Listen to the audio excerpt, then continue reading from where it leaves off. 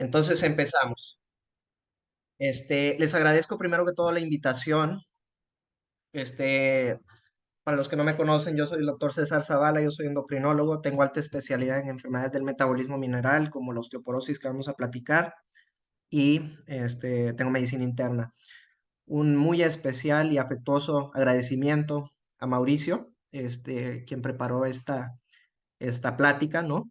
Este, y la vamos a usar para platicar ahorita acerca de este tema, ¿no? Entonces, los objetivos principales van a ser recordar la definición clínica de la osteoporosis, conocer la unidad formadora del hueso, los cambios que ocurren en la posmenopausia. Nos vamos a enfocar específicamente en la posmenopausia.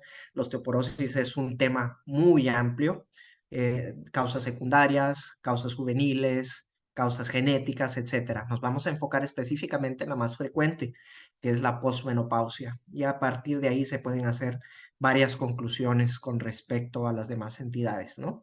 Vamos a conocer un poquito de la acción de los fármacos, exponer la problemática mundial relacionada a la osteoporosis, puntualizar que el objetivo final del diagnóstico de la osteoporosis no es una mejoría sobre la densitometría ósea, sino más bien la reducción del riesgo de fracturas, y esto está muy bien comprobado, ¿verdad? Y exponer la evidencia disponible que respalda las recomendaciones de las guías internacionales, como también las limitantes que ofrecen, ¿no?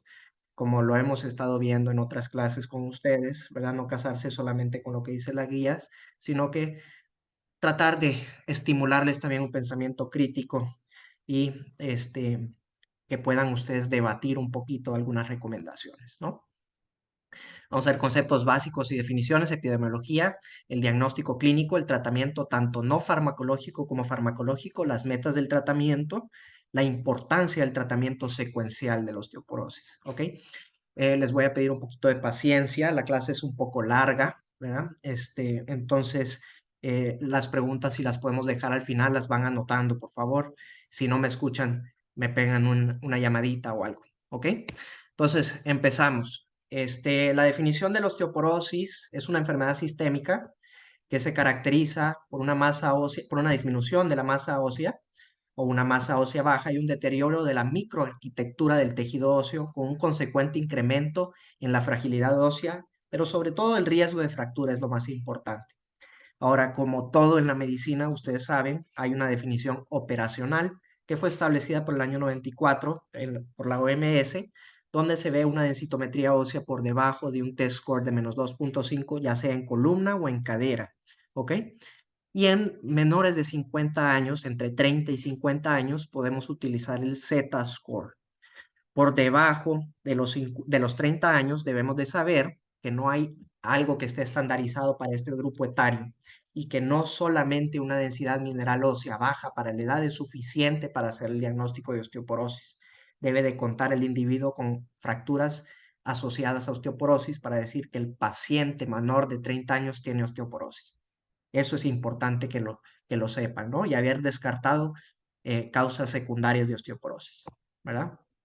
Bien, entonces, la osteoporosis en la posmenopausia es una enfermedad crónica y progresiva como la diabetes, ¿verdad? Que se caracteriza por baja densidad ósea pico y una pérdida rápida y persistente de hueso, ya sea por deficiencia de estrógeno en el contexto de la menopausia y empeorado por el envejecimiento normal o la pérdida ósea normal por la edad. ¿Ok? Todo esto lo vamos a ir platicando a continuación. Pero es necesario conocer un poquito de la fisiopatología de la unidad formadora del hueso. ¿Ok? Aquí vamos a ver que tenemos los osteoclastos que se encargan de la resorción ósea y posteriormente los osteoblastos generan formación ósea, ¿no? Entonces, la osteoporosis va a estar dada por un desbalance entre la resorción ósea por el osteoclasto y la formación ósea por parte del osteoblasto. ¿Ok? Eso es lo más importante que ustedes deben de conocer. En un adulto joven hay un balance entre la destrucción del hueso, la resorción, perdón, del hueso y la nueva formación ósea, ¿verdad? Todos los días estamos constantemente destruyendo y formando hueso nuevo. En la posmenopausia no es así. Predomina la destrucción del hueso, no se logra completar, se va cambiando la microarquitectura, se van rompiendo los enlaces, ¿verdad? Y se va volviendo un hueso poroso, ¿verdad? Eso es importante. Luego, ¿qué relevancia tiene la osteoporosis? Porque, quieras o no, digamos que sí es importante o no, es una enfermedad olvidada, es una enfermedad maltratada, poco conocida, tanto en su farmacoterapia como en su vigilancia, como en la relevancia que esto tiene, ¿ok? Más de 10 millones de personas con osteoporosis en México, una de cada 3 mujeres mayores de 50 años tiene osteoporosis. De esas, solamente el 20% de las que sabemos que tienen osteoporosis están en tratamiento, de las cuales solo 20% de las mujeres sabe que tiene osteoporosis y de esas 20, solamente el 30% reciben tratamiento. ¿Ok? Y es tan importante entender esto porque en un siglo, como ustedes lo ven en esta gráfica, va a haber un incremento del riesgo de fractura de cadera en Estados Unidos de 4 veces con respecto a lo que era en el año 1950. Esto obviamente por el incremento de la expectativa de vida de los individuos y como ustedes bien saben, ¿verdad?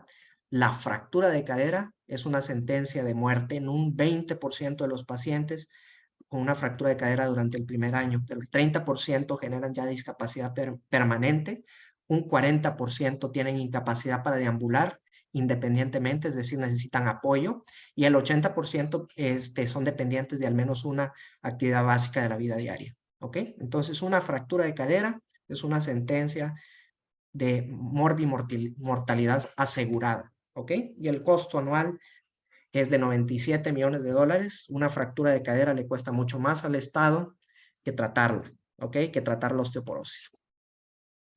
Bueno, entonces es tan olvidada esta enfermedad, tan olvidada, que solamente menos del 15% de los pacientes que se fracturan la cadera reciben tratamiento para osteoporosis.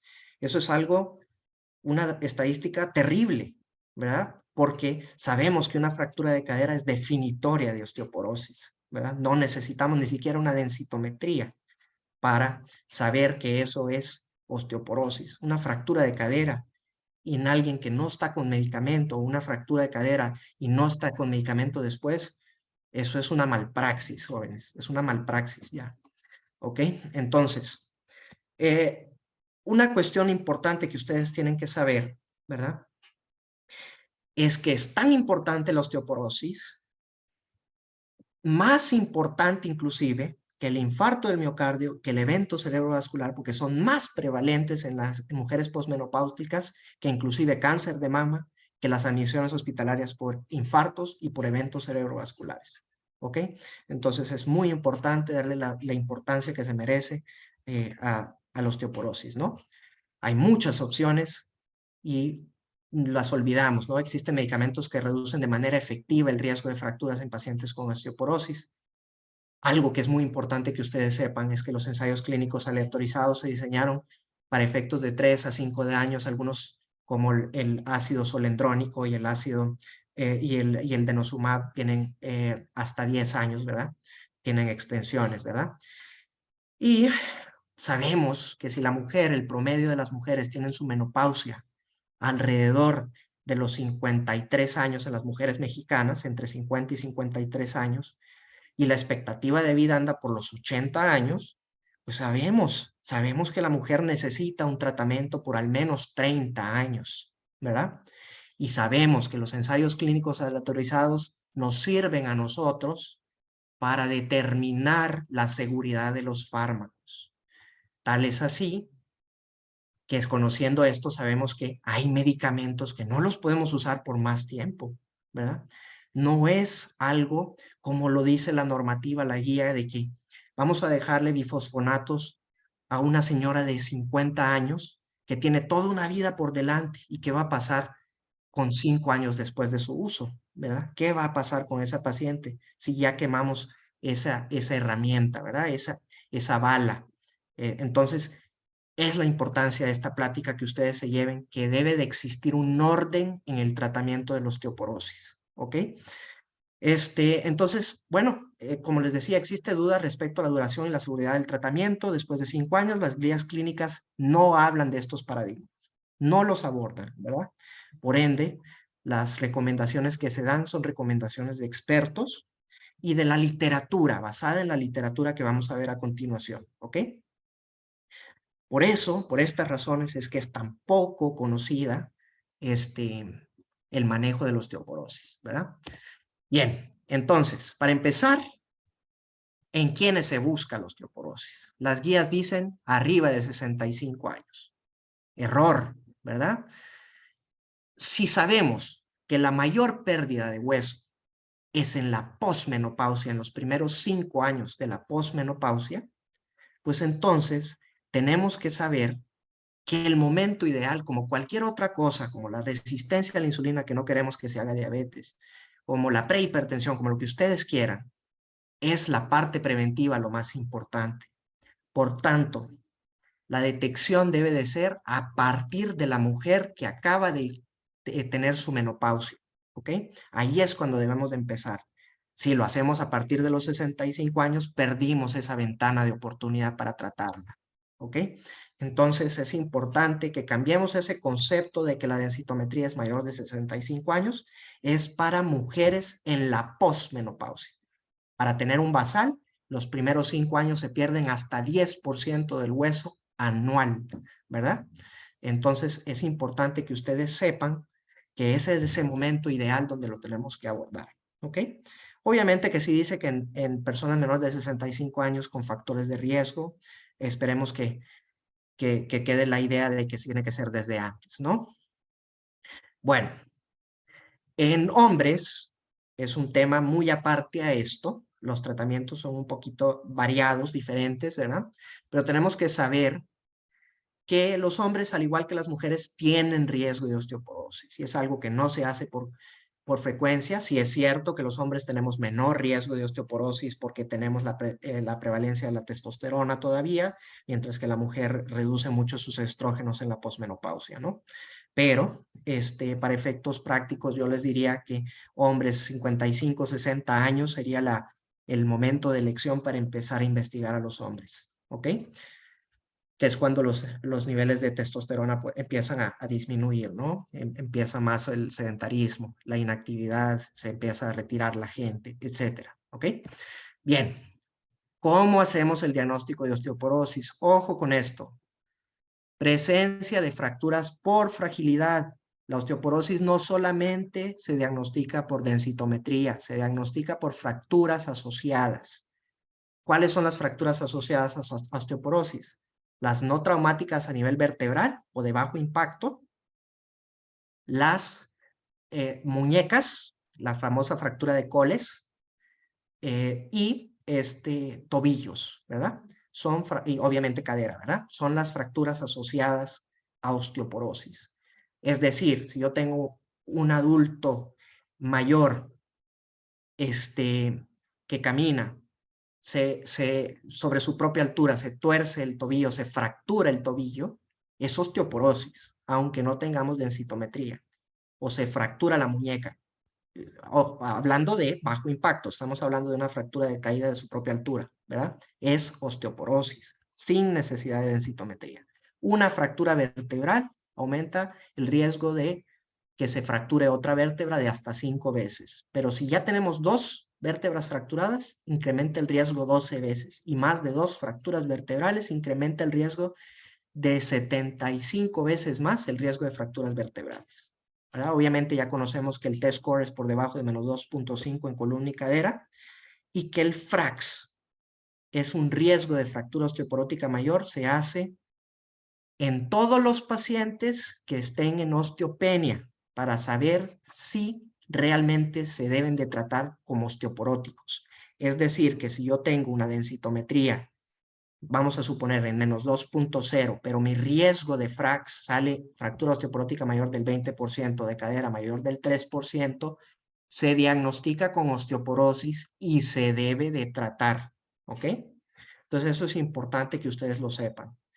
Ahora, debemos de diagnosticar la osteoporosis identificar qué pacientes están en riesgo de fractura y cómo vamos a monitorizar el tratamiento, ¿verdad? La OMS fue bien claro, puso que osteoporosis es por debajo de menos 2.5 desviaciones estándar, que del 2.5 al menos 1 es osteopenia, y masas normales desde menos 1 desviación estándar en delante.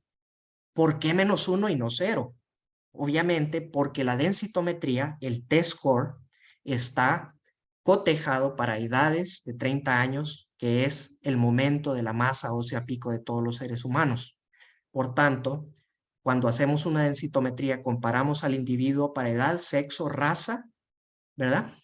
Contra un paciente igual de la misma edad, sexo, raza, perdón, con la misma raza y sexo, pero con la edad de 30 años. Ese es el T-score. Mientras que el Z-score compara personas de su propia edad, ¿verdad?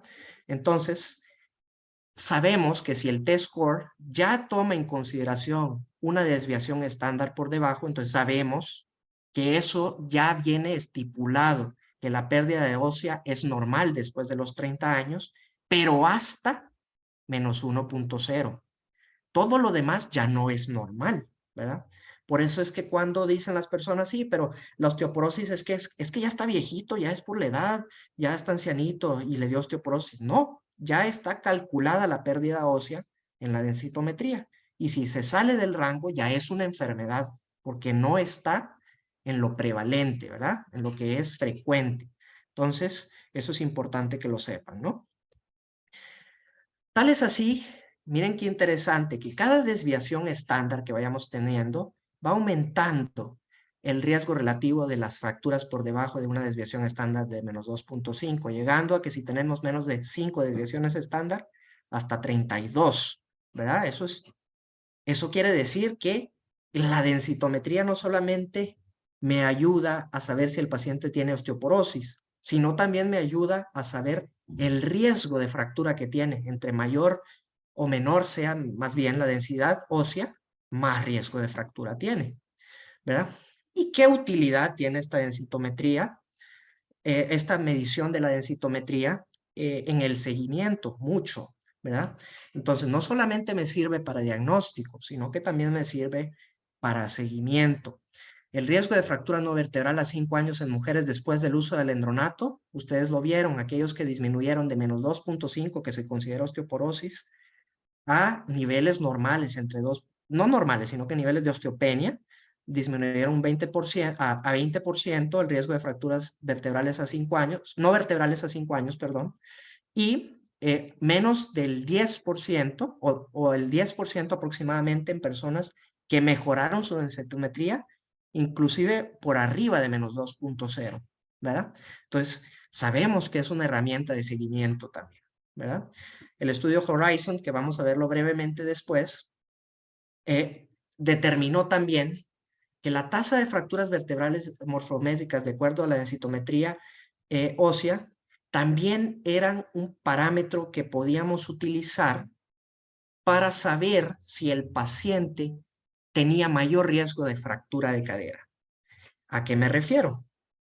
Que no es correcto decir porque sí hay endocrinólogos, inclusive del mismo metabolismo mineral, que dicen, sí tiene osteoporosis en la columna, pero no tiene osteoporosis en la cadera. No, porque si yo ya sé que el paciente tiene osteoporosis en la columna y eso me aumenta el riesgo de fracturas en la cadera, pues entonces, obviamente tengo osteoporosis en la cadera también, aunque mis niveles de densitometría estén mejores. Entonces es muy importante que ustedes sepan que cuando yo hago el diagnóstico de osteoporosis es ya sea en columna o en cadera, ¿verdad? Pero es osteoporosis sistémica en todo el cuerpo, ¿ok? Luego, también vimos en el estudio Freedom, comparativamente a través de densitometría, que hubo una disminución del riesgo de fracturas no vertebrales a medida vaya disminuyendo o nos vayamos acercando más a lo normal en la densidad mineral ósea, ¿ok? Entonces, obviamente la densitometría es útil para el momento de darle seguimiento a estas enfermedades. ¿Cada cuánto? Depende, ¿verdad? En promedio, una vez al año, ¿verdad? Bueno, una cosa muy importante que no debemos de olvidar son los aspectos técnicos de la densitometría. Debe de realizarse siempre la densitometría en el mismo lugar donde se lo hizo. ¿Por qué? Porque cada densitómetro tiene sus propias variaciones. Cuando ustedes ven campañas así de que vamos a hacer densitometrías y todo, es para ajustar la máquina, pero cada máquina tiene su propia base de datos, ¿verdad? Entonces, no se puede comparar una base de datos con la otra, ¿verdad? Entonces, por eso se prefiere siempre el mismo densitómetro en el mismo local, ¿verdad? O sea, cada densitómetro, incluyendo de la misma marca, tiene que ser el mismo con el que te compares, ¿ok? ¿Y qué factores pueden influir? La osteoartritis, ya lo vamos a ver adelante, la escoliosis, las fracturas previas y la osteomalacia. Esto es el punto toral que ustedes van a querer saber, cómo leer una densitometría, ¿verdad? Entonces, lo primerito que se van a... No se vayan directo al número, por favor, ¿verdad? Eso es un error garrafal. O también cuando solo les mandan allí, se ven sus números normales. No, así no se lee una densitometría. Primero vamos a ver que sea congruente con la edad, que sea congruente con el peso, con la estatura del paciente. ¿Por qué de la estatura? Porque si nosotros perdemos, bueno, las mujeres pierden más de 2 a 4 centímetros y en los hombres más de 2 centímetros, es significativo para osteoporosis, ¿ok? No se debe, eso no es normal que digan, que he ido perdiendo estatura por la edad y que no sé qué. No, no es normal, ¿ok? Perder estatura no es normal. ¿Ok? Es una consecuencia de la osteoporosis. Entonces, es importante que vean eso, que sea para edad y que sea para el sexo, ¿verdad? Bien, esa es la primera parte. Luego vamos a ver la imagen. En el contexto de cadera, es preferible, esta es una cadera derecha, pero es preferible ver la cadera izquierda en el contexto de las pacientes que tienen dominancia derecha, ¿ok? Y tienen que fijarse que el trocánter esté alineado, ¿verdad? Si no está alineado, entonces va a haber una falsa medición, ¿ok? Debe de estar alineado y habrán personas que no pueden rotar bien la cadera, ¿verdad? En donde la medición no es muy exacta. Entonces, cuando nosotros miremos, por ejemplo, en este caso, ven ustedes el test score menos 2.5 y la cadera total menos 1.6, casi es no concordante. No concordante es cuando hay más de una desviación estándar entre el cuello y el total de la cadera. ¿Ok? Entonces, si por ejemplo aquí dijera cuello menos 2.6, total menos 1.6, pues obviamente no le voy a creer al cuello, le voy a creer a la total, porque se deben de parecer una sobre la otra, ¿verdad? Pero la más confiable es la total.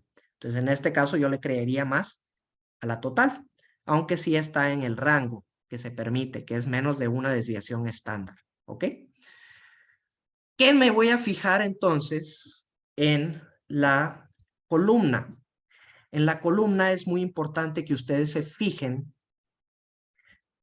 en que se midan las 4 últimas vértebras, L1, L2, L3 y L4. Es importante que miren el tamaño de cada una de las vértebras, que sea parejita, ¿verdad? Porque habrán vértebras muy altas, ¿ok? Que están muy arriba, por ejemplo, la L1, que son vértebras flotantes. En ese caso, tengo que excluirla. Si la medición no se parece entre ellas, la debo de excluir. Por eso es que ver solo este valor no es suficiente para determinar si el paciente tiene osteoporosis. Tengo que ver individual cada uno de ellos. Por ejemplo, esta vértebra L1. Miren ustedes, la medición de L1 está en menos 2.0 con respecto a la L3 que está en menos 3.1. ¿Ok? Más de una desviación estándar de diferencia. Y estas tres se parecen, pero esta no.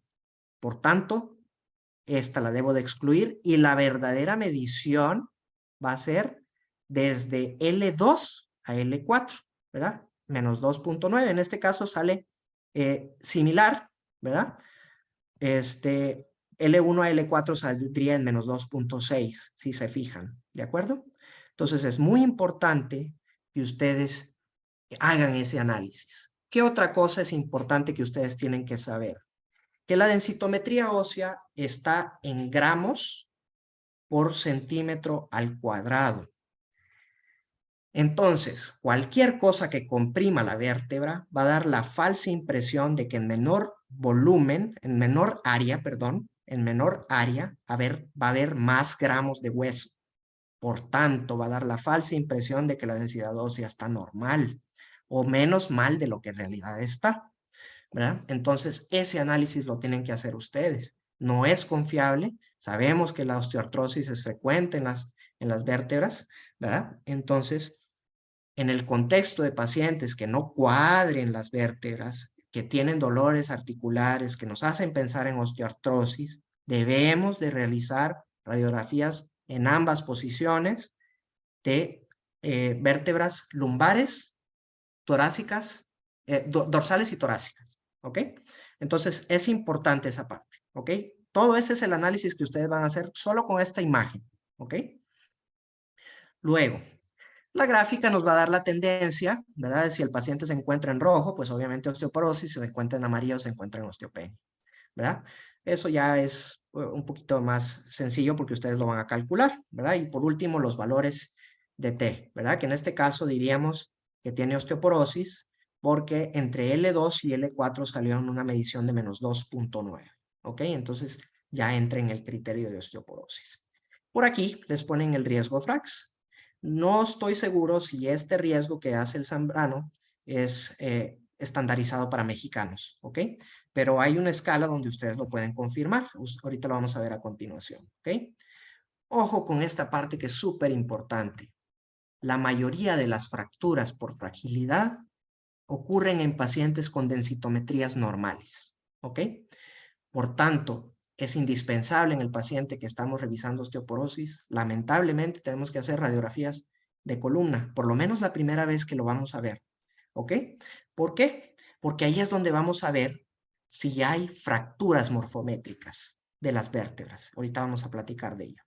Entonces, la mitad de las fracturas vertebrales no se reportan en radiografías de tórax. Las tienen los pacientes, sin embargo, el radiólogo no la reporta, ¿ok? Y solamente el 17% de ellos te dice, trae fractura, ¿verdad? Dentro de todo el global de los pacientes que sabemos que tienen osteoporosis por diagnóstico, ¿ok?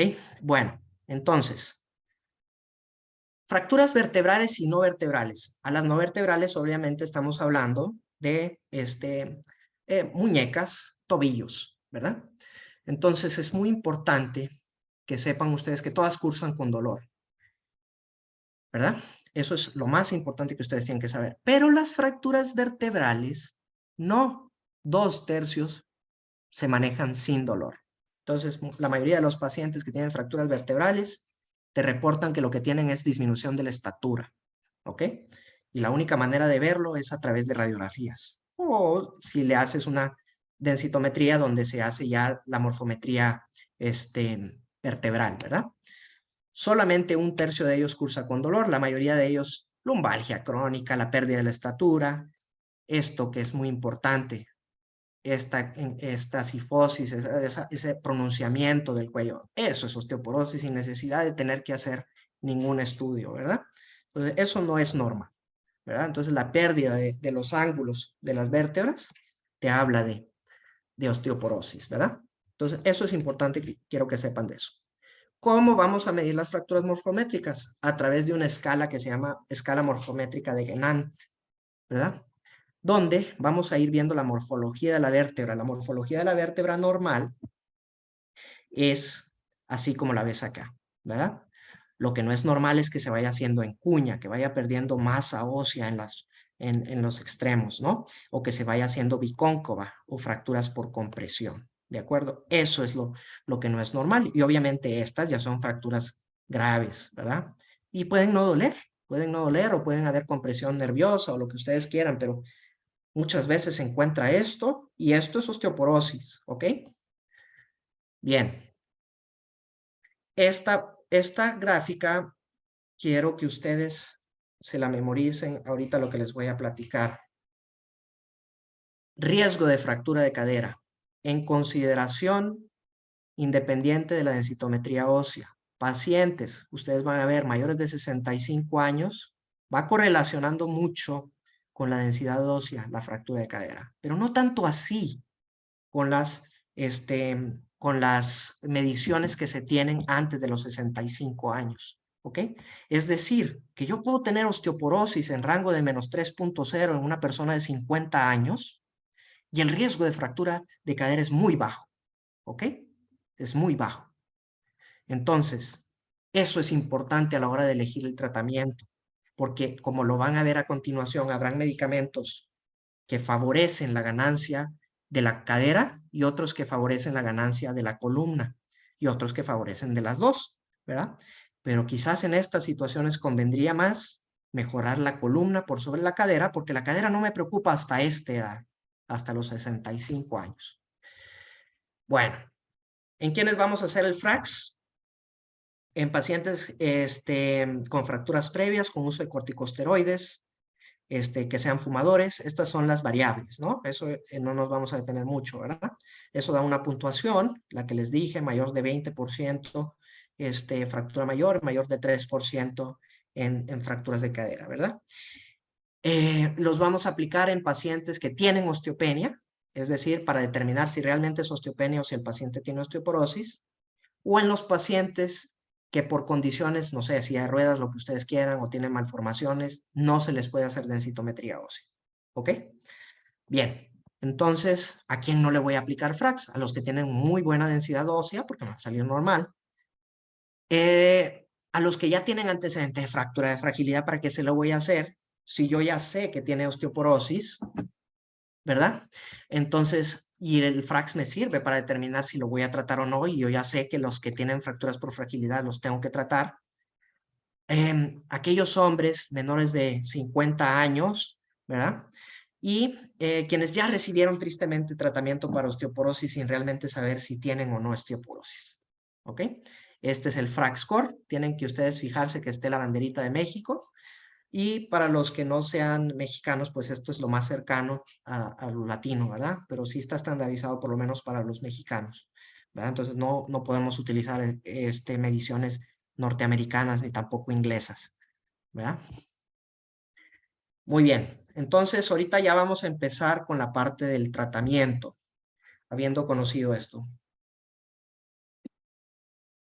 Bien, el tratamiento se divide entre el tratamiento no farmacológico y el tratamiento farmacológico, ¿ok? Dentro del tratamiento no farmacológico, en teoría es para todos, ¿verdad? Para todos los que no tenemos ni siquiera osteopenia, o densidad mineral ósea baja, para la edad, para todos. Para todos tenemos que tener una buena ingesta de calcio, niveles normales de vitamina D, tener actividad física y obviamente el tabaquismo y alcohol, que sabemos que es tóxico, terrible para el hueso, ¿no? Y obviamente la prevención de caídas en el adulto mayor. Entonces, realmente el tratamiento no farmacológico es realmente para todos, no necesariamente para los que tienen osteopenia, ¿verdad? Y vamos a hablar en contexto de cada uno de ellos, ¿ok? Entonces, platicamos un poquito de calcio, nadie se pone de acuerdo, vienen desde 600 miligramos por dosis hasta 1200 miligramos de calcio elemental. Más o menos lo que se debe de suplementar al día es de entre 1000 y 1200 miligramos de calcio elemental. Es importante que ustedes sepan, calcio elemental, no es lo mismo que calcio, 1 gramo de calcio, ¿verdad? Que traiga una tableta, ¿verdad? Tabletas de 1 gramo de calcio, ¿verdad? Por ejemplo, el Caltrate 600 más D es 600 de calcio elemental, como lo vamos a ver. Ojo con lo que les voy a decir, el calcio no es para todo mundo, ¿ok? El calcio es para las personas que lo necesitan, que tienen deficiencia, que no alcanzan su ingesta diaria de calcio elemental de 1000 miligramos, ¿ok? Y que están en tratamiento para osteoporosis. ¿Por qué? Porque el calcio, suplemento de calcio, si no se consume mientras se está alimentando uno en la dieta, aumenta el riesgo de nefrolitiasis, ¿ok? Mientras que la alimentación rica en calcio protege de nefrolitiasis. Eso es importante que ustedes lo sepan, ¿ok? ¿Por qué? ¿Cuál es el concepto? Pues obviamente cuando yo me como una tortilla con queso, me estoy tomando el queso que trae el calcio, la tortilla trae fósforo, se quela y no se absorbe, que son determinantes de formación de litos, ¿no? Por otro lado, si yo me consumo el calcio solo y por allá me consumí la la tortilla, pues allá se van a encontrar en el riñón, ¿no? Entonces esa parte es importante que ustedes lo sepan. Si no es necesario suplementar el calcio, no lo hagan. Háganlo a través de la dieta, ¿verdad? Vaso de leche, 300 miligramos de calcio elemental, la té 300 miligramos, yogur 300 miligramos, ¿verdad? Son cosas que podemos utilizar con frecuencia. Estas son algunas presentaciones y es lo que quiero que miren. El Caltrate trae 600 de calcio elemental, 400 de vitamina D, que no es suficiente para los requerimientos que vamos a ver a continuación de vitamina D. Pero, por ejemplo, el Citracal solo trae 315 miligramos de calcio elemental, ¿verdad? Por lo tanto, si yo con esta me podría tomar una tableta, a lo mejor con esta necesito 3 de Citracal, ¿verdad? Para alcanzar la cantidad de calcio elemental junto a la dieta, ¿no? Entonces, esa parte es muy importante. Discúlpenme un segundito, por favor. Bueno,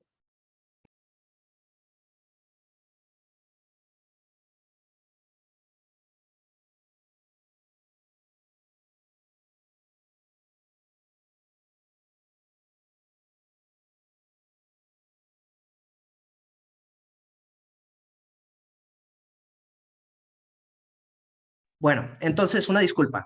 Entonces, esas son las presentaciones más importantes que tenemos aquí. El TUMS, hay uno que es TUMS Extra y TUMS Ultra Strength. El TUMS Ultra Strength trae 750, ¿verdad? Entonces, a lo mejor trae un poquito más, ¿no? El TUMS Extra trae 500. Bueno, ok. Esta parte es muy controversial. No nos vamos a detener mucho en eso, pero es importante que ustedes entiendan que el valor normal de vitamina D es arriba de 20, no de 30 como ponen las mayorías de los laboratorios, ¿ok? Es arriba de 20 nanogramos por ml. 30 nanogramos, la manera de haber puesto esa indicación en las sociedades de endocrinología está un poquito dudosa, ¿verdad? No nos vamos a detener a platicar por qué, ¿verdad? Pero sí es importante que ustedes sepan que los cambios en paratormona, que los cambios en la mineralización ósea suceden con valores por debajo de 20 nanogramos por ml, en donde probablemente los mejores niveles son entre 20 y 30 nanogramos por ml, sabiendo que arriba de 50 nanogramos por ml no es recomendado tenerlos, porque es muy frecuente en la práctica médica hoy en día que se dejen hasta 4,000 unidades al día diarios, ¿verdad? Y eso es demasiada dosis. Se requiere más o menos 800,000 unidades de vitamina D al día, máximo 2,000 unidades al día, ¿verdad? Para mantener niveles entre 20 y 30 nanogramos por ml, es decir, que si salgo arriba de 30, reducirlo. Se permite, sí, como dice aquí, hasta 50, pero arriba de 50 ya nos estamos pasando de dosis. No es intoxicación todavía, pero para allá vamos, ¿ok? Y eso ya influye también en la paratormona, ¿ok? En el calcio. Bien, entonces, las primeras 3 meses sí podemos recibir vitamina D a razón de 4,000 unidades si el paciente tiene deficiencia. No está en discusión, bueno, sí está en discusión, hace poquito hubo una plática donde se discutía si realmente servía de algo la vitamina D o no, pero la verdad es que donde no hay discusión de la vitamina D es en el que está deficiente de ella, ¿verdad? Entonces, y como sabemos, el 70% de la población mexicana tiene deficiencia de vitamina D. Entonces, prácticamente la vitamina D es para todos. Bueno, según la ACE, tenemos una manera de estratificar el riesgo de osteoporosis, ¿verdad? Que es muy sencillo, es más de lo que hemos estado hablando. Bajo riesgo es si el paciente nunca ha tenido fracturas y tiene una densitometría ósea por arriba de -1, ¿ok? Y con un FRAX calculado mayor de 20% y de cadera de menos del 3%. Ahora, esa obviamente le vamos a dar vigilancia. ¿Cuánto? Una densitometría una vez al año, ¿verdad? Si el paciente tiene riesgo intermedio, estamos hablando de los pacientes que por definición tienen osteopenia, como ustedes lo ven, entre -1 a -2.5, pues entonces sí necesitan tratamiento preventivo, como lo dijimos. Ojo con esto que les voy a decir, porque lo he visto en algunos pacientes. El tratamiento para osteoporosis no es para los pacientes en osteopenia, no es. Se necesita tener el diagnóstico de osteoporosis para hacerlo. Lo vamos a ver a continuación en las laminillas, en la evidencia. ¿Ok? Pero es importante que lo sepan, que el tratamiento es para el que tiene osteoporosis. ¿Ok? Excepciones de la regla. Algunas osteoporosis juveniles, algunas personas en donde yo tengo una densidad ósea donde sé que no va a alcanzar la masa ósea pico y en donde le puedo dar un tratamiento anabólico para tener una mejor masa ósea. Sabemos que después de un tratamiento anabólico, que lo vamos a ver a continuación, debe de continuar un tratamiento antirresortivo para no perder el efecto. Entonces, se puede planear una estrategia para unos cuantos años de estar recibiendo tratamiento y después suspenderlo, ¿verdad? Pero ese es el único contexto y los usuarios de esteroides, por ejemplo, también pueden ser, o en cáncer de mama, ¿verdad? Para disminuir el riesgo de metástasis óseas. Tal es así que ya se utilizan los bifosfonatos, el Prolia en cáncer de mama, obligatorio, ¿verdad? En pacientes con cáncer de mama para disminuir el riesgo de metástasis óseas, ¿ok? Bien, ahora, alto riesgo de fractura, obviamente, son los que ya tienen osteoporosis, ¿verdad? Ya sea por FRAX o ya sea por densitometría. En ellos sí tenemos que reducir el riesgo de fracturas, tratar de mejorar la densitometría. Acuérdense que les dije que el objetivo no es necesariamente la mejoría de la densitometría, como la disminución del riesgo de fracturas, ¿ok? Y los que tienen muy alto riesgo van a ser aquellos que ya tuvieron fracturas pese a tratamiento con osteoporosis, en donde a lo mejor yo necesito terapia combinada, necesito combinar medicamentos, cuando yo tengo un test score muy bajo, ¿verdad? Alguna literatura dice menos de 3, otros dicen menos de 3.5, nos vamos a quedar con menos de 3.5, o un FRAX mayor a 30, o mayor a 4.5 en cadera, ¿de acuerdo? Entonces, aquí hay que ser más rápidos para disminuir el riesgo, ¿ok? Esta gráfica me gustó mucho porque es algo que siempre comentamos con los residentes, ¿verdad? Y con los estudiantes, y es que la osteoporosis no tiene cura, punto. No hay cura para la osteoporosis, ¿verdad? Es una enfermedad crónica y progresiva, al igual que la diabetes, al igual que la hipertensión, ¿verdad? Primaria. Uno lo tiene y se va a morir con ella, ¿verdad?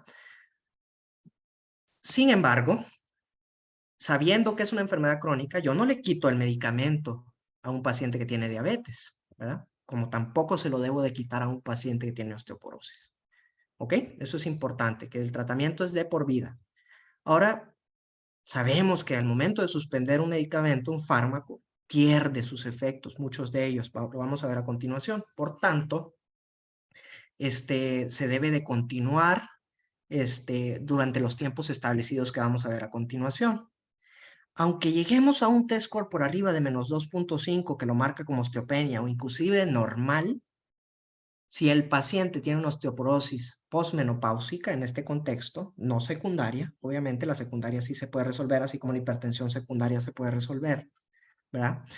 Si la osteoporosis es posmenopáusica, no se va a resolver la posmenopausia, ¿verdad? Estamos de acuerdo. Entonces, el paciente va a seguir siendo osteoporótica. No es correcto que te diga el paciente, ya estoy en valores normales, doctor, ya no tengo, o sea, osteoporosis, me curaron.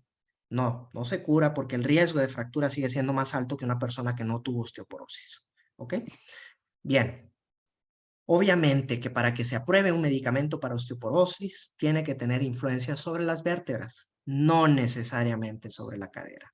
Y eso es importante que lo sepan porque hay medicamentos que tienen muy pobre influencia sobre la cadera, que es lo que más nos preocupa, ¿no? Entonces ahorita vamos a platicar un poquito de ello.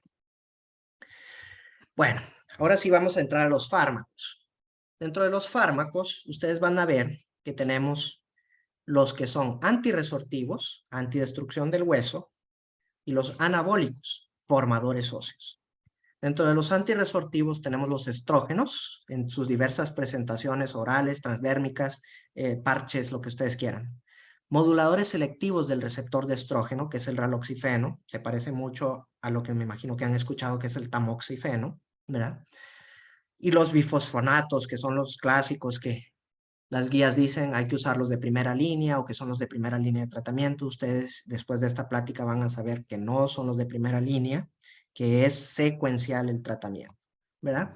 Entonces los bifosfonatos está el alendronato, el ivandronato, el risendronato y el solendronato, ¿verdad?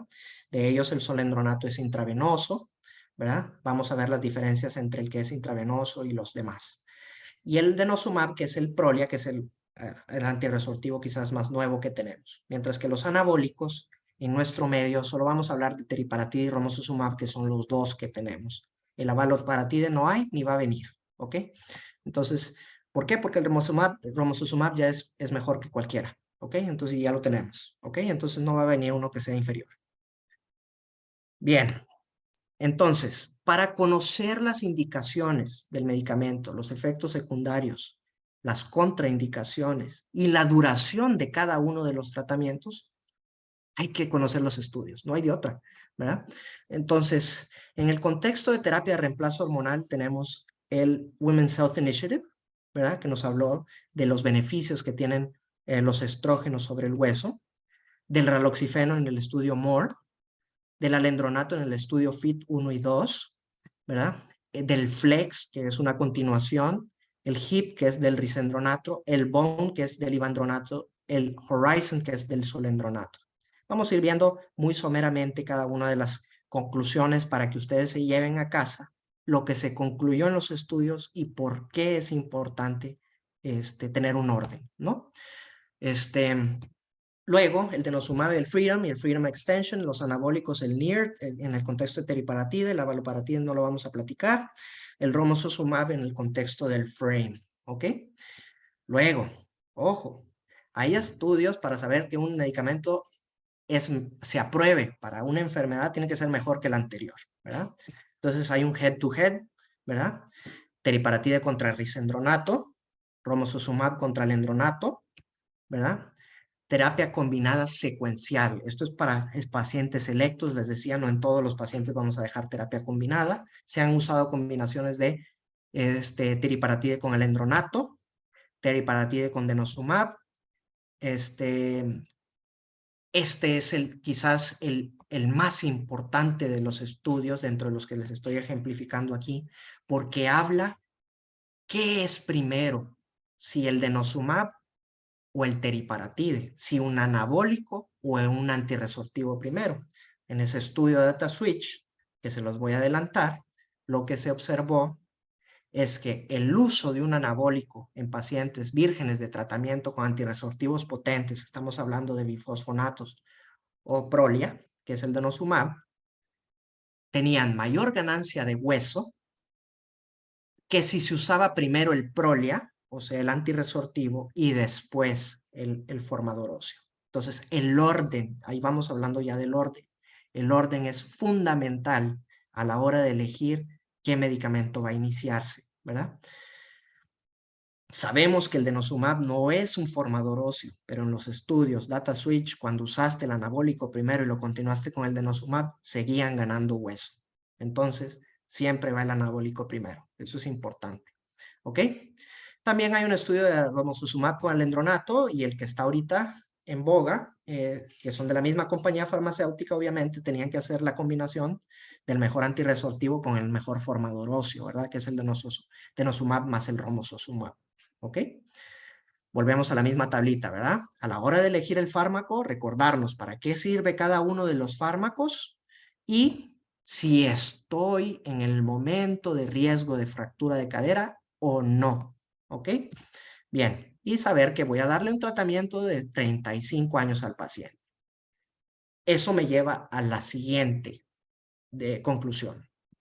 Estrógeno raloxifeno. El estrógeno sirve para cadera y para columna. Protege de las dos. Raloxifeno, solo columna. Bifosfonatos, cadera y columna, en mayor proporción, obviamente, que el estrógeno y raloxifeno.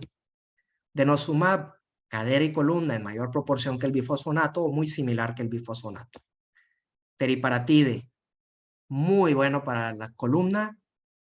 Sí hay cambios histopatológicos en la microarquitectura del hueso con el uso del forteo, que sugiere, eso es otra cosa, no la medimos, pero dice que a lo mejor sí nos sirve algo en la cadera, pero para efectos de medición no sirve, ¿ok?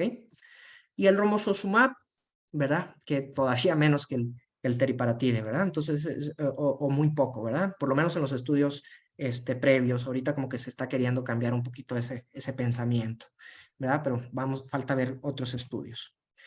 Esta es una tablita que les puede servir de ejemplo.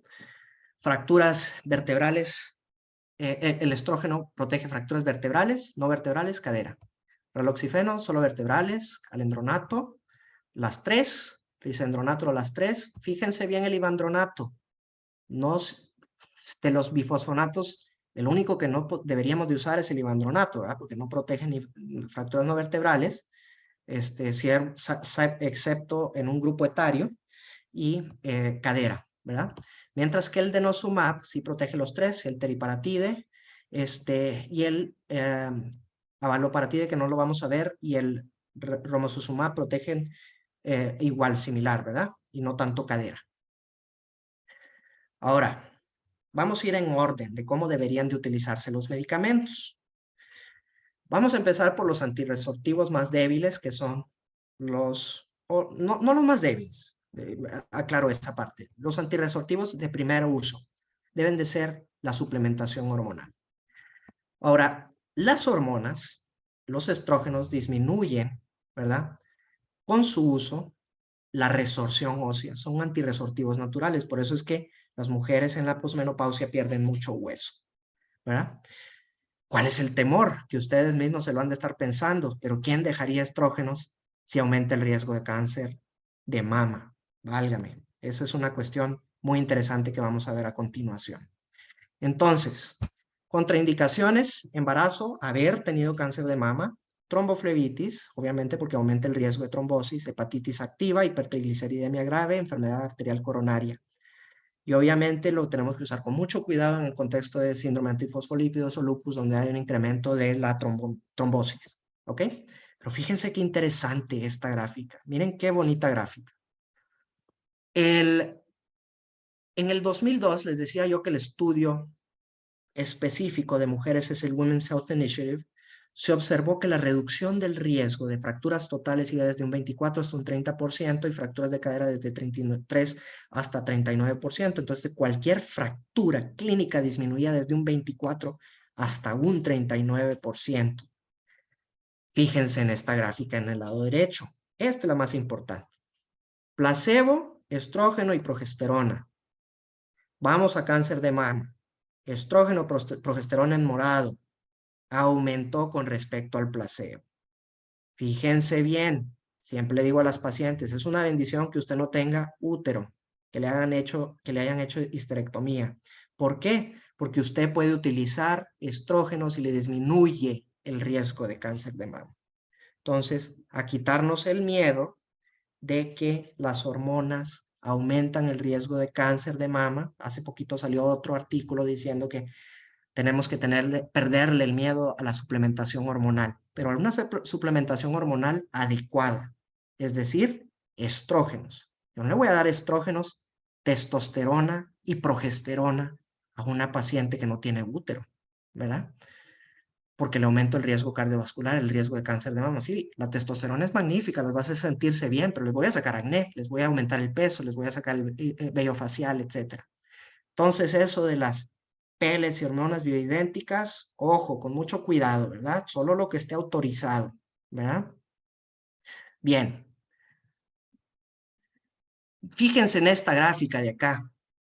Miren comparado con el famoso alendronato, ¿verdad? En este estudio, a las edades de 50 a 59 años de edad, el estrógeno era más efectivo que el bifosfonato. ¿Cómo es posible que le iniciemos un bifosfonato a una persona joven de 50 años? No lo concibo, ¿ok? Entonces es importante, ¿verdad? Es superior el estrógeno por sobre el alendronato en este grupo etario. Y en cuanto a riesgos, ya vimos que el estrógeno disminuye el riesgo de cáncer de mama, ¿ok? Lo único que hay que vigilar es el riesgo de trombosis. Ahí sí se aumentó tantito, ¿verdad? Pero el riesgo de enfermedad cardiovascular disminuyó. El cáncer de mama disminuyó. El cáncer de colon disminuyó. El riesgo de fracturas disminuyó. Muertes cardiovasculares disminuyeron. ¿En qué cabeza cabe que no vamos a suplementar hormonas? ¿Verdad? Eso es importante que lo sepan. ¿Ok? Entonces, conclusiones. Terapia de reemplazo hormonal. Reduce el riesgo de todo tipo de fractura, desde 24 hasta un 39%, útil en pacientes de 50 a 59 años, en el contexto de los combinados, ¿verdad? Si no tiene útero y podemos usar solamente estrógenos, lo podemos usar de manera indefinida, obviamente que no tenga el antecedente de cáncer de mama, ¿verdad? Y vigilando siempre, yo no estoy diciendo que no hay que vigilar mastografía, siempre hay que verla, pero que no sea ese un freno para suplementar, ¿ok? Y este grupo poblacional incrementó la densitometría lumbar mejor que los bifosfonatos, ¿ok? Por lo menos que el alendronato. Bien, raloxifeno.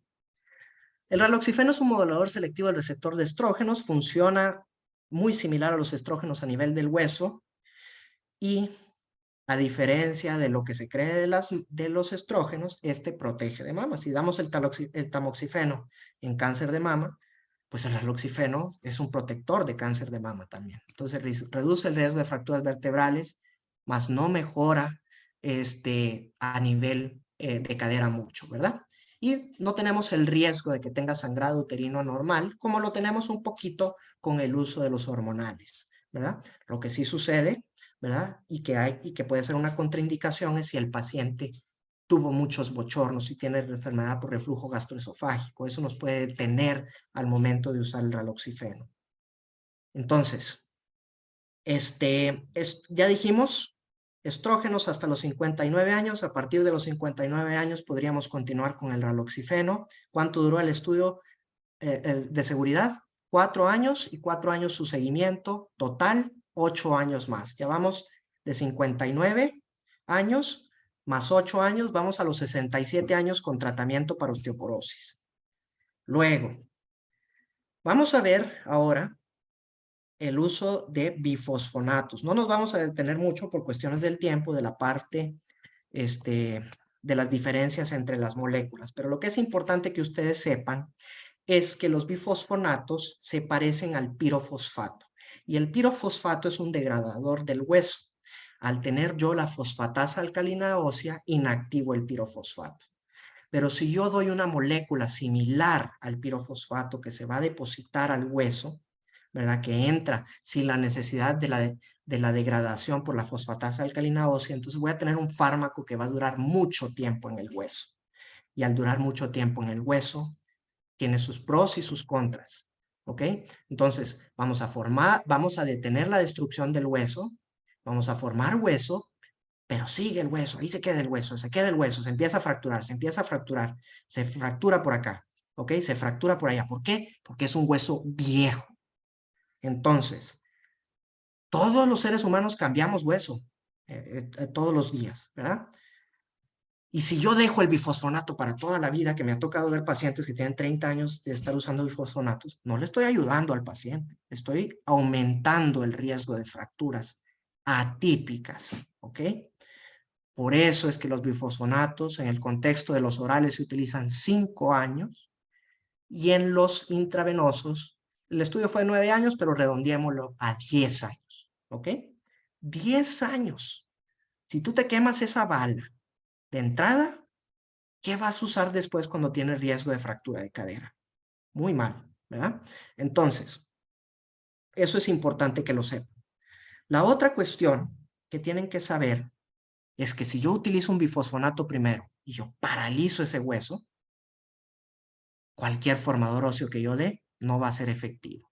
¿Ok? Un anabólico. Por tanto, es lo que les decía yo, anabólico primero, antirresortivo después. ¿Ok?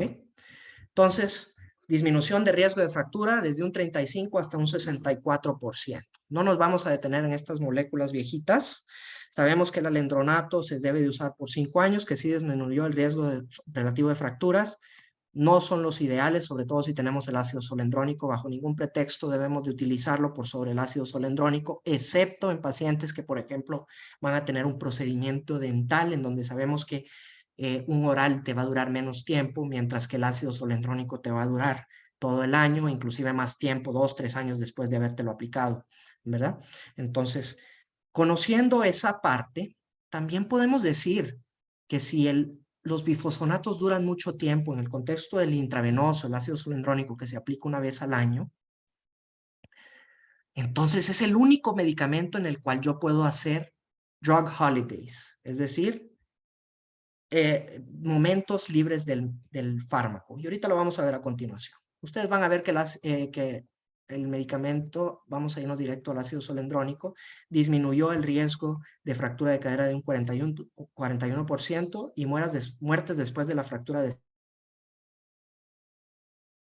a un 28% después de la fractura. Entonces, ¿cómo es posible que se fractura alguien la cadera y no le ponemos un medicamento para osteoporosis? O sea, no sé, ¿verdad? Y la primera fractura por fragilidad, ¿verdad? Retrasa la primera fractura por fragilidad en un 37%. ¿Ok? Conclusiones, los estudios duraron 3 a 4 años, el ácido zoledrónico duró hasta 9 años, los orales se pueden usar hasta 5 años, no son recomendados por sobre el intravenoso. El intravenoso se debe utilizar por un promedio de 10 años. ¿Ok? Luego, el alendronato es útil, no lo vimos, pero tienen que tener al menos una densitometría por debajo de menos 2.0. Entonces, ¿cómo es posible que le voy a dar alendronato al paciente como preventivo para que no desarrolle osteoporosis? ¿De dónde sale esa conclusión? ¿Verdad? No se usan tratamientos de osteoporosis en pacientes que no tienen osteoporosis. ¿Ok? A menos que sea por FRAX, ¿verdad? El ivandronato no tiene evidencia de protección de fractura de cadera, entonces ni al caso de usarlo, ¿verdad? Y el ácido zoledrónico mostró utilidad como prevención secundaria de fractura de cadera y primaria para disminuir el riesgo de fracturas por fragilidad, para retrasar la aparición. ¿Ok? No nos vamos a detener mucho en las cosas técnicas. Se debe, en el caso de los orales, se toman en ayuno, no tomar con té o café, ¿verdad? En el contexto de la vía intravenosa hay que considerar poder dar paracetamol o un analgésico después de la aplicación porque dan flu-like symptoms, ¿verdad? Se puede sentir el paciente agripado durante los primeros 2 días. Obviamente no se puede usar en el embarazo. Ojo con esto, tasas de filtración glomerular por debajo de 35. Se puede utilizar, pero media dosis, ¿verdad? Pero ¿para qué se complican si tenemos el denosumab que vamos a ver a continuación? ¿Ok?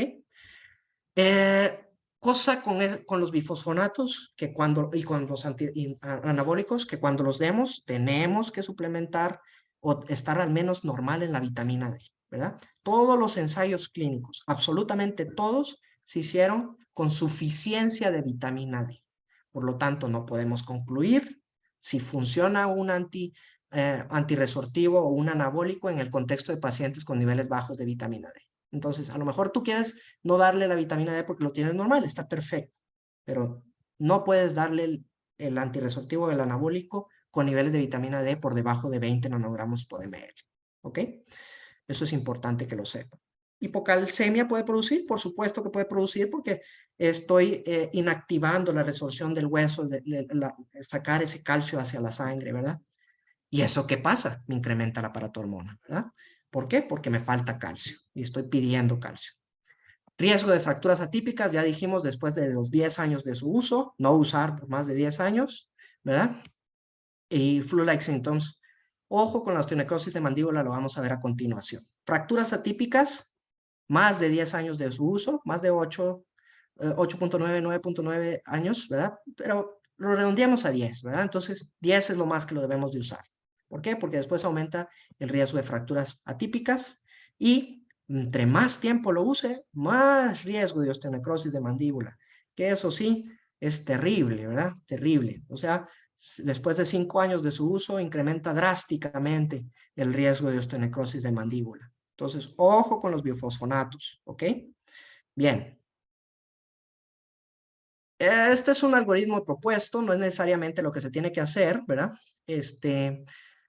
Mujer posmenopáusica en tratamiento con bifosfonatos orales, más de 5 años, o intravenoso, ya dijimos que hasta 10 años, no solamente 3 años. Tuvo fractura de cadera vertebral o múltiples fracturas osteoporóticas antes o durante el tratamiento. Si sí los tiene, consideramos continuar con el bifosfonato. Terminando esos 5 años de tratamiento, 3 en el contexto del intravenoso, podemos, no debemos, podemos, si se permite, hacer un drug holiday, ¿ok? ¿Cuánto dura el drug holiday? 2, 3 años y reanudar su uso. No quiere decir que se va a quedar para siempre sin tratamiento. ¿De acuerdo? Eso es importante que lo sepan. Vamos a ver el denosumab ahora. No hemos dicho en qué orden va el ácido solendrónico, pero probablemente es el último que debemos de usar. ¿Ok? Entonces ahí lo vamos a dejar ahorita y después al final vamos a ver lo propuesto. El denosumab es un medicamento inhibidor del RANK ligando. En los pacientes que tienen osteoporosis postmenopáusica, perdón, hay cambios entre la cantidad de osteoprotegerina y de RANK ligando.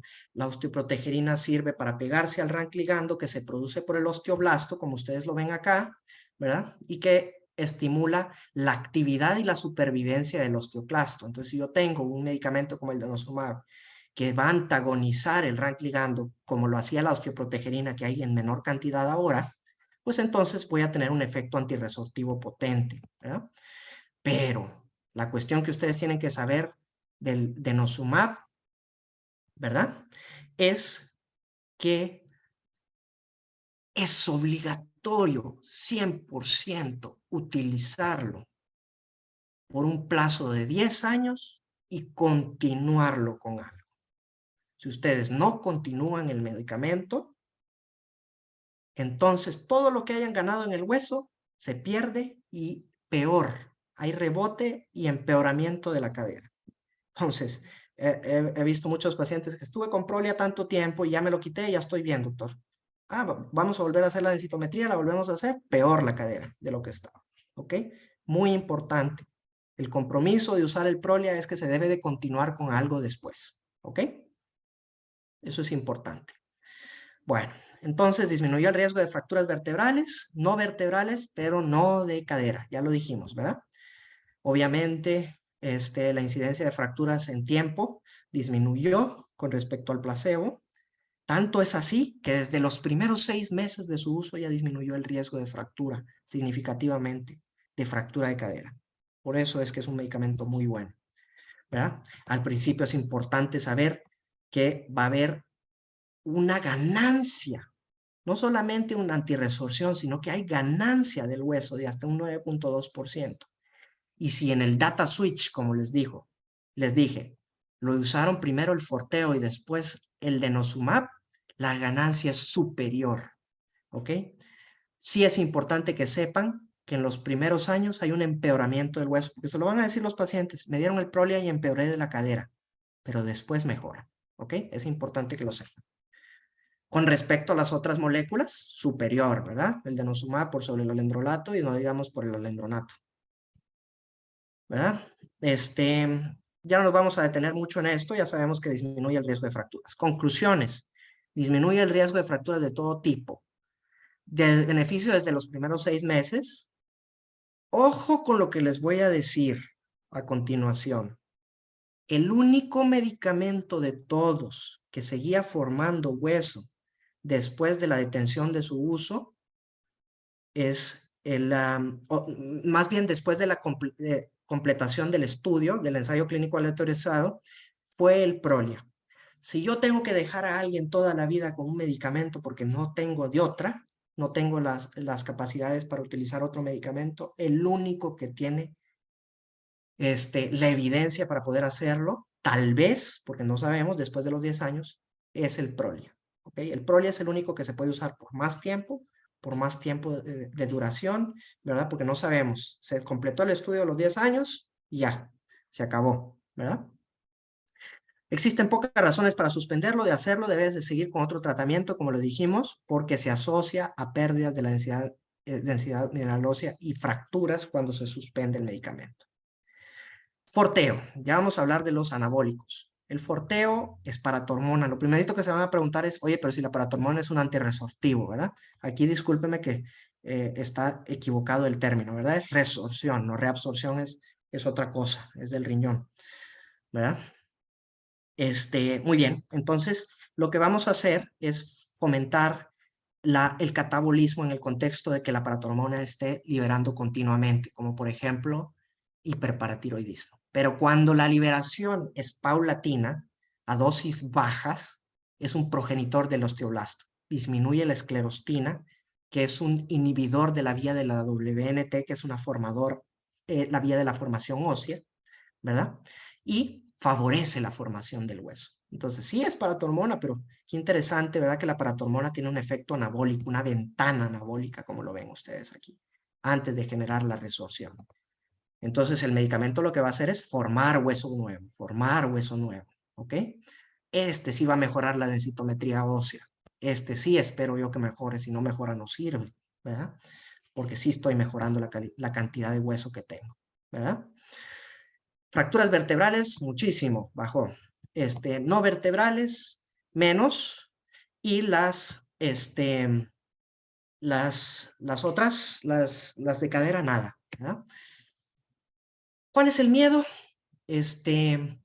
Osteosarcoma. ¿Por qué? Porque los estudios se hicieron en ratitas, ¿verdad? Los primeros estudios se hicieron en modelos murinos, donde se observó que después de los 21 meses de su uso, incrementó el riesgo de osteosarcoma en los modelos murinos. Pero obviamente, los modelos murinos viven mucho menos tiempo que un ser humano. A lo mejor los 2 años de tratamiento equivaldría a 30 años de tratamiento de terapia en el ser humano, ¿verdad?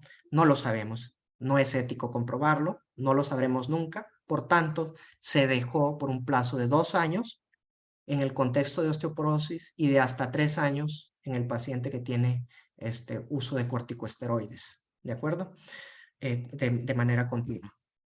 Abaloparatide no vamos a hablar porque no hay en México y el caballito de oro ahorita que acaba de ingresar a México en febrero, que es el romosozumab, ¿verdad?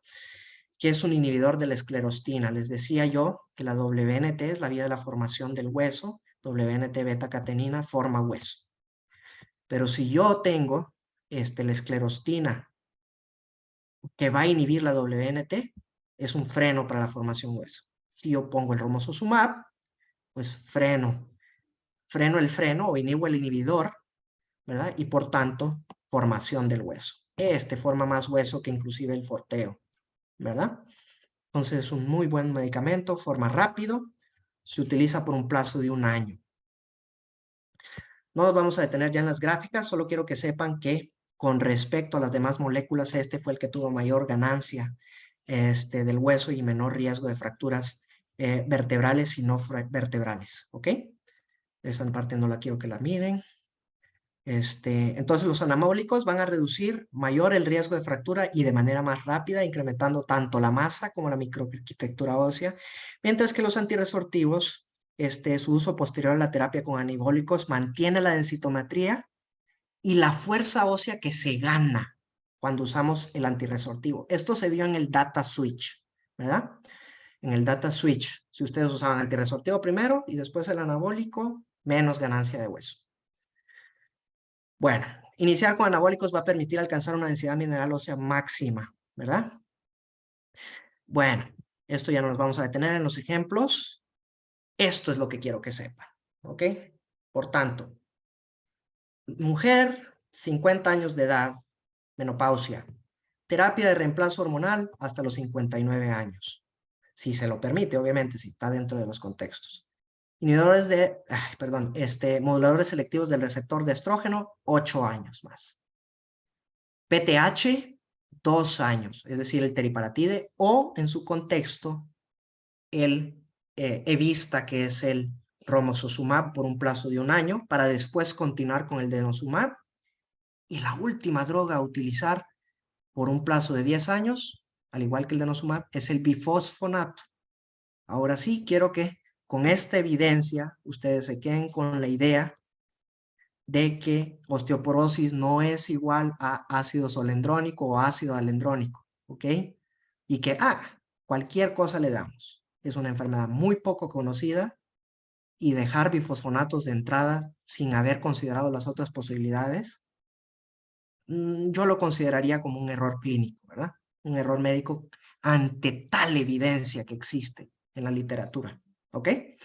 Entonces, me gustaría, ahora sí abro el micrófono, discúlpenme por la demora, es una clase larga.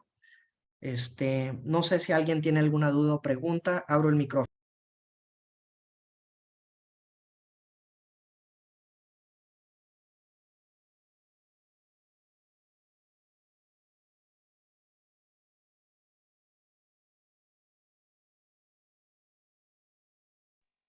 Creo que no, no veo nada escrito en el chat. Digo, entiendo que es un tema bastante complicado, entonces, si